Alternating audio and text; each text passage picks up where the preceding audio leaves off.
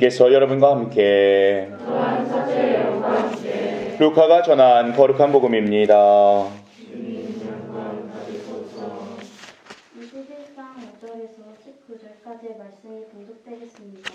그때 몇몇 사람이 성전을 두고 그것이 아름다운 돌과 자원 예물로 꾸며졌다고 이야기하자 예수님께서 이르셨다.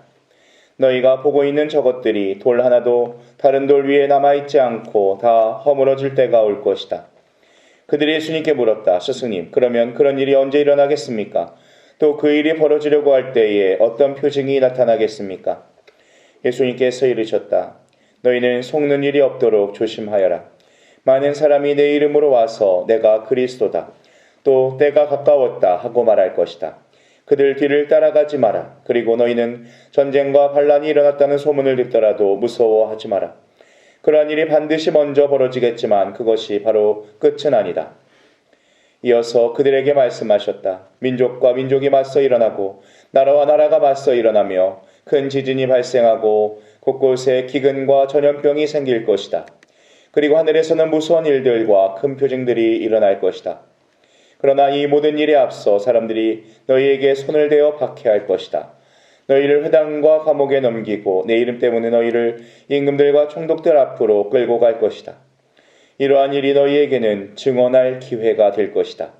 그러나 너희는 명심하여 변론할 말을 미리부터 준비하지 마라. 어떠한 적대자도 맞서거나 반박할 수 없는 언변과 지혜를 내가 너희에게 주겠다. 부모와 형제와 친척과 친구들까지도 너희를 넘겨 더러는 죽이기까지 할 것이다. 그리고 너희는 내 이름 때문에 모든 사람에게 미움을 받을 것이다.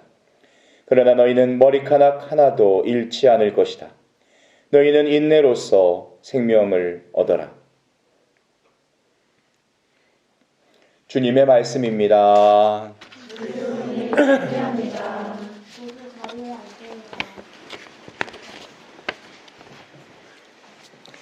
성경이 말하는 인생의 길에는 두 가지 길이 있습니다. 생명의 길이 있고 죽음의 길이 있어요. 선한 길이 있고 악한 길이 있습니다. 그리고 의인들이 걷는 길이 있고 악인들이 걷는 길이 있어요. 이 두 가지 길 중에서 어떤 길을 선택하느냐에 따라서 우리 인생이 달라진다는 내용이 성경에는 여러 번 나와요. 우리는 행복할 수 있는 방법이 있어요. 그거는 제일 먼저 행복할 수 있는 길을 선택하는 거예요. 그리고 그 길을 계속 걸어가는 거예요. 문제는 뭐냐 하면 대부분의 사람들이 행복하기를 바라면서 행복할 길을 선택하지 않아요. 우리가 복된 인생을 살려면 복된 길을 선택하고 계속 걸어가면 돼요. 복된 길에서 벗어나지만 않으면 결국엔 우리 삶에 복이 주어지게 되어 있어요. 성경에는 그 길이 어떤 길이라고 하냐면요. 주님을 따라가는 길, 그죠? 하느님 말씀을 따르는 길, 특히도 예수님을 따르는 길라고 말씀되어져 있어요. 그래서 예수님께서 나는 곧 길이요 진리요 생명이다 라고 말씀하시면서 우리를 초대하세요. 초대하신 예수님께서는 지금부터 뭐 하자는 거냐면요, 나랑 같이 그 길 걷자는 거예요. 그 예수님하고 보조를 맞춰가면서 동행하자라는 그런 초대예요. 이게 신앙생활입니다. 네. 여기서 중요한 것 한 가지가 있어요. 그 신앙생활은 그렇기 때문에 그 여정이라는 거, 여정, 과정. 신앙은 한 번에 완성되는 게 아니에요. 그죠? 단번에 받을 수 있는 무슨 물건이 아닌 거죠. 그래서 길을 가듯이 꾸준히 걸어가야만 얻어질 수 있는 거예요. 복도 마찬가지입니다. 어디서 뚝 떨어지는 게 아니에요. 그 길을 선택하고 꾸준히 걸어갔을 때 이게 서서히 맺어지는 거예요. 그래서 신앙은 항상 현재 진행형입니다. 항상 걷는 거예요. 그래서 그 길을 걷지 않으면 퇴보하게 돼요. 어제까지 내가 그 길 걸어왔다 하더라도 오늘 안 걸으면 벗어나게 되어 있어요. 그래서 오늘은 그러한 길을 걷는 이들에게 주시는 주님의 어떤 팁이에요. 너희같이 이 길을 걸으려고 하는 이들이 나중에 겪게 되는 일들을 미리 말씀해 주시는 복음이에요. 굉장히 중요한 복음이면서 좀 어려운 복음입니다. 이 부분이. 신앙인들은 앞으로 핍박과 어려움이 있을 거예요. 그것은 지금 우리가 믿음으로 살아가는 데 있어서 어떤 유혹을 받게 될 건지 또 어떤 시험을 받게 될 건지를 미리 말씀해 주시는 거예요. 이게 여정이니까 가다 보면 장애물이 있을 수밖에 없어요. 그 장애물에 대한 이야기입니다, 오늘은.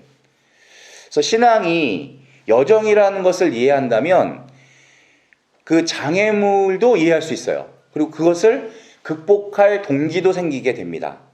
근데 많은 사람들이 장애물 생각은 안 해요.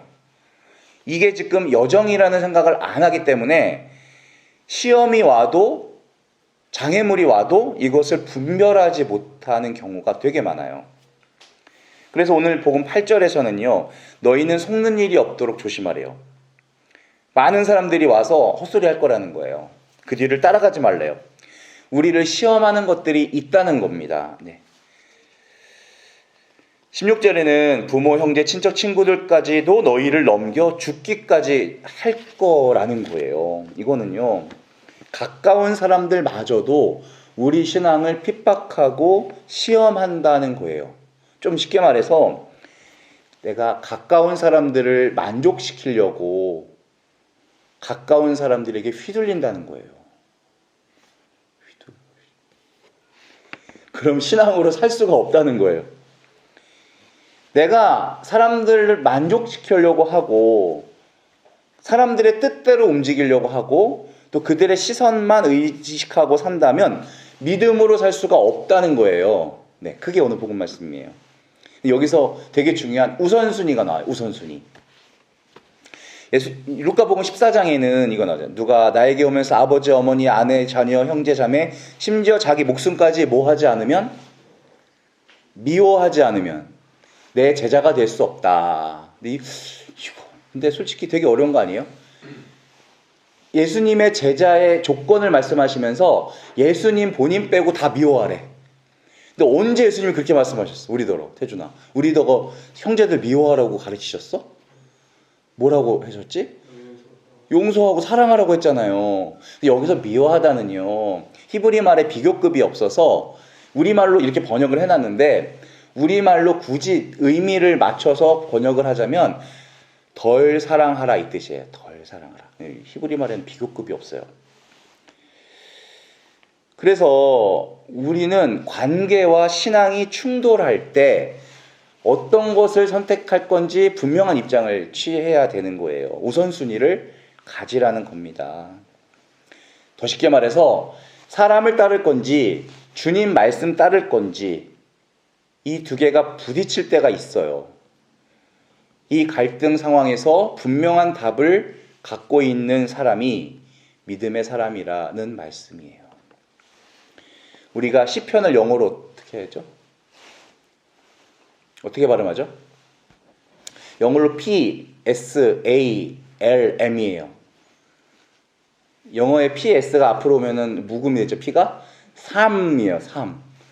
라틴어로 푸살무스인데 시편은 우리들의 삶이에요. 시편 자체가 또 우리들의 삶의 내용을 담고 있어요. 시편 전체 요약이 어디 나오냐면요. 1장에 나와요. 전체 요약.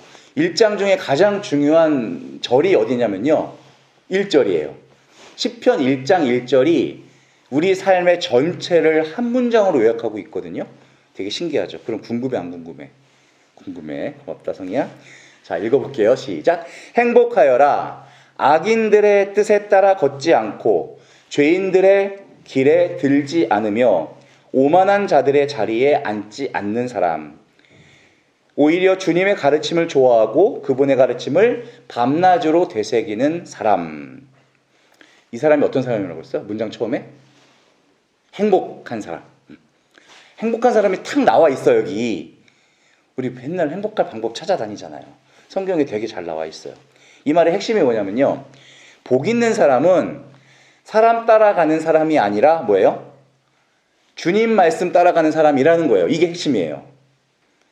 사람에게 휘둘리고 사람에 의해서 움직이는 사람이 아니고 내 신앙을 제일 앞자리에 두고 믿음으로 살아가는 사람이 행복한 사람이다. 우리가 사람에게 휘둘리기 시작하면요, 얼마나 힘들어요. 얼마나 고민이 많고 결정해야 될 게 많고, 그렇죠? 얼마나 시험이 많겠습니까? 골치 아픕니다. 생각만 해도. 우리는 최순실 사건에 되게 분노했습니다. 우리 국민이. 제가 가만히 묵상해 보니까 그런 거였어요. 대통령 세워놨더니 자기 책무도 다 못하면서 사람한테 휘둘린 거예요. 그죠? 믿어서 뽑아놨는데 자기 사명도 못하면서 뒤에서 조종만 당한 거예요. 그래서 열받은 것 같아요. 내려와 너. 그거예요. 우리도 그렇습니다. 사제라고 뽑아놨더니 휘둘리는 거예요. 수도자라고 뽑아놓고 우리 신자라고 뽑아놨더니 자기 사명대로 살기는커녕 그냥 휘둘리고 있는 거예요. 최순실 사건하고 똑같은 거예요. 사명 가지고 못 살고 묶여있고 매여 있는 거예요. 사람에게 초점을 맞추고 있으면 믿음으로 설 수가 없습니다. 우리는 사람이 장애물인 경우가 되게 많아요. 테살로니가 2서 3장 6절에 이런 말씀 나옵니다. 형제 여러분, 우리 주 예수 그리스도의 이름으로 지시합니다. 무질서하게 살아가면서 우리에게 받은 전통 따르지 않는 형제든 누구든지 멀리 하십시오. 성경에요, 멀리 하라는 말 되게 많이 나와요. 구약엔 더 많이 나와요. 사랑의 하느님께서 왜 형제들을 멀리 하라고 하셨는가? 그들도 데리고 오라고 하시지 않고, 되게 이것도 고민을 많이 했어요. 저는 신학생 때. 보세요. 그 사람 가까이 했다가 물들기 때문에 그래요. 너 물들지 않을 자신 있어? 네. 이건 안 되는 거예요. 만남을 분별해야 되는 이유는 물들기 때문에 그런 거예요. 좀 무섭죠. 우리가 말씀의 기준, 주님의 말씀의 기준이 분명히 서 있으면 이걸 분별할 수가 있어요. 아까 시편 1편장에서 행복한 사람이 누구냐? 그분의 가르침을 밤낮으로 되새기는 사람. 이걸 밤낮으로 묵상하게 되면요, 악인의 꾀가 보여요. 죄인의 길이 보이는 거예요. 그 오만한 자들의 자리가 눈에 보이는 거예요. 묵상하지 않으면 안 보이는 거야, 그게. 그래서 이 사람이 진짜인지 가짜인지 알 턱이 없는 거예요.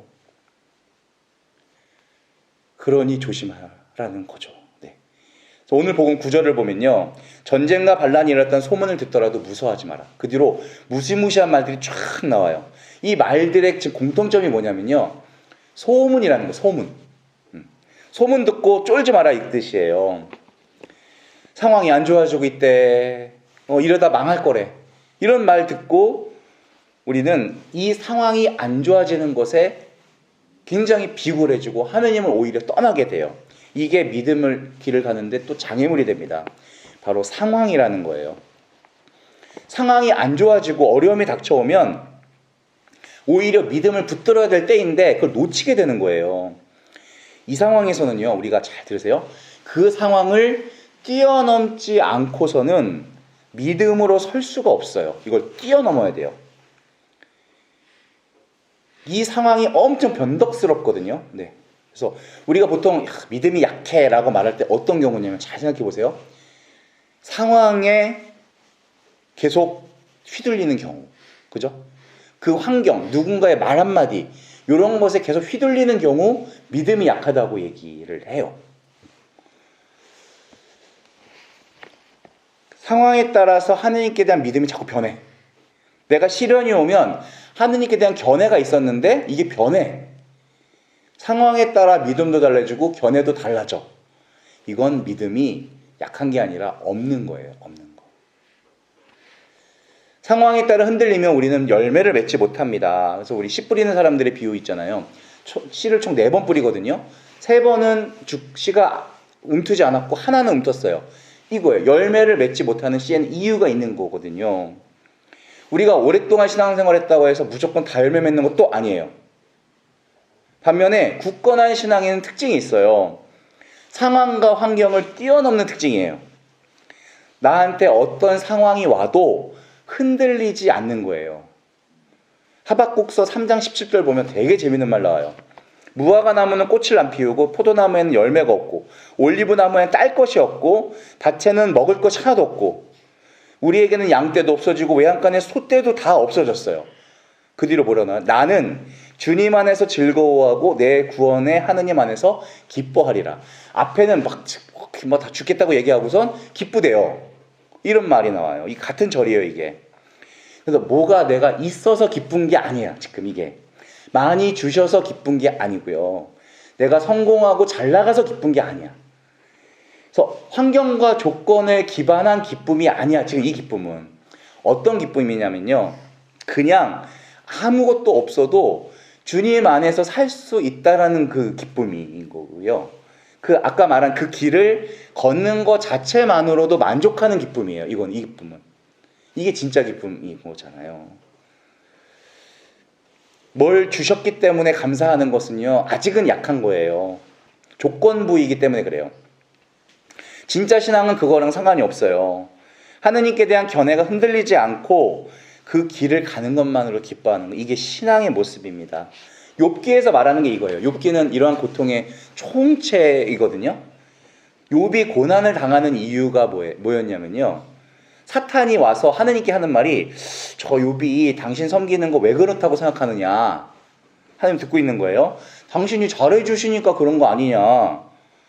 당신 주신 거 다 뺏어보라고. 그때도 똑같나. 그때는 아마 저주할걸요. 하나님이 아닐걸 그랬어요. 사실 아니야, 욥은 그렇지 않아 라고 했겠죠. 그래서 하느님과 사탄이 내기를 하는 거예요. 그래서 욥이 고통이 시작돼. 좀 불쌍하지. 어쨌든 간에 하느님 주신 거를 사탄이 와서 하나씩 약간 뺏어가요. 제일 먼저 돈 뺏어가, 재물 뺏어갔죠. 가족이 다 죽었어. 사랑하는 아들, 딸들이. 여전히 건강조차 뺏어갔어. 사람들이 진짜 막 혐오하는 대상이 돼버렸어. 건강 다 뺏어가고. 온몸에 다 무슨 막 염증이 막 나고 막 이랬어요. 다 뺏어가서 욥 어떻게 했어요? 저주했어요? 안 했어요. 저주할 뻔했어. 옆에서 친구들 3명이 달라붙어가고 너 빨리 원망해 뭐 이래. 안 했어. 하느님을 주신 선물을 다 뺏어가도 하느님을 섬기는 거예요. 욥기의 주제는요. 그럼에도 불구하고 하느님을 섬길 수 있는가라는 질문이에요. 그 질문 우리에게 던지는 거예요. 너가 그런 일 당하면 너는 할 수 있겠어? 그 질문이에요. 무엇 때문에 하느님을 섬기는 게 아니라 하느님이기 때문에 섬긴다라는 거예요. 오늘 흉흉한 소문을 자꾸 내는 거예요. 너 그러다 죽는다. 너 그러다 망한다. 자꾸 겁을 주는 거예요. 상황에 매여 있는 사람들은요, 벌벌벌 떨 수밖에 없어요. 조건에 묶여 있다 보면 그 말 듣고 다 무너져요. 내가 환경에 매여져 있는 사람이라면 언젠간 무너지게 돼 있어요. 언젠간. 그 상황을 뛰어넘을 줄 알아야 돼요. 우리가 믿음으로 살기 위해서는 조금 다른 말이에요. 감정을 뛰어넘을 줄 알아야 돼요. 감정. 자기 기분에 따라서 신앙생활하는 사람들은 굉장히 위험합니다. 감정은 계속 변하기 때문에 그래요. 좋았다가 나빴다가 꼭대기 쳤다가 한없이 떨어졌다가 내 감정만큼 믿을 수 없는 거 없어요. 우리가 신앙을 더 깊게 하려면 내 감정을 부인할 줄 알아야 돼요. 감정대로 살면은 위험해지기 때문에 그래요. 내가 믿고 싶은 대로 살 수가 없어요. 내 감정에 충실하면. 감정에 충실한 건 좋다고 배웠죠. 우리 신앙 안에서는요, 그것까지 뛰어넘을 줄 알아야 돼요. 감정에 따라 사는 사람들은요, 항상 결정적인 순간에 무너지게 돼 있어요. 모래 위에 지은 집과 어디? 모래 위에 지은 집과 반석 위에 지은 집 있잖아요. 반석교회, 그죠? 있잖아요. 이 두 집은요, 평상시에는 자기 기초가 어디에 있는지를 알 수가 없어요. 내가 믿음을 모래 위에다 세웠는지 반석에 세웠는지 평소에는 몰라요. 기쁘고 즐거울 때는 똑같아. 언제가 문제인 거예요. 이 이야기에 무슨 일이 벌어져요? 비바람이 몰아쳤다고 하잖아요. 계속해서. 그랬더니 모래 위에 지은 집은 그냥 허물어져 내렸다는 거예요. 밑바닥이 없으니까 그냥 쑥 꺼져버리는 거 밑으로. 반석 위에 지은 집은 비록 오래 걸려 지었지만 끄떡도 하지 않더라라는 이야기잖아요. 비바람 폭풍우가 불어치면요, 내가 어디에다 집을 졌는지를 그때서 알게 돼요. 힘든 일이 생기면요, 우리 주일미사부터 내려놔요. 내가 속한 영적인 공동체 그것부터 내려놓게 해 있어요. 뭔가 기쁨이 없다 생각해. 문제는 자기 안에 있는 건데. 이게 비바람이 불 때예요. 이때가 우리 신앙이 어디 위에 있는지를 내가 확인할 수 있는 때가 되는 거예요. 근데요, 우리 삶에서 비바람 피할 수 있어요? 그럼 어떻게 기도할 거예요? 하나님한테 비바람 나는 좀 면해달라고 기도할 거예요? 비바람을, 폭풍우를 뚫고 가게 해달라고 기도해야 될 거 아니에요. 그런 일이 생기더라도 그것 좀 끄떡없이 견딜 수 있는 힘 달라고 기도해야 될 거 아니에요. 기도 자체가 잘못된 거잖아요. 오늘 복음에서는 이 부분에 대해서 이렇게 말합니다. 마지막입니다. 13절. 이러한 일이 너희에게는 증언할 기회가 될 것이다. 가슴에 턱. 이런 일이 벌어질 때 누군가는 모래 위에서 그냥 허물어져 내려요. 누군가는 다 집어쳐. 필요 없어. 다 내려놔. 내가 원하지 않는 거 안 할 거야. 내 감정에 충실해요. 하지만 어떤 사람은요, 이 고난의 시간이 하느님을 증언할 수 있는 기회가 되는 거예요. 내가 얼마나 굳건한 곳에 서 있는지를 사람들에게 당당하게 보여줄 수 있는 기회가 되는, 영광이 되는 거라고요. 우리는 그런 식으로 고통을 맞아들여야 돼요. 이게 믿음의 장애물. 오늘 두 가지 말씀드렸어요. 다 잊어버렸죠?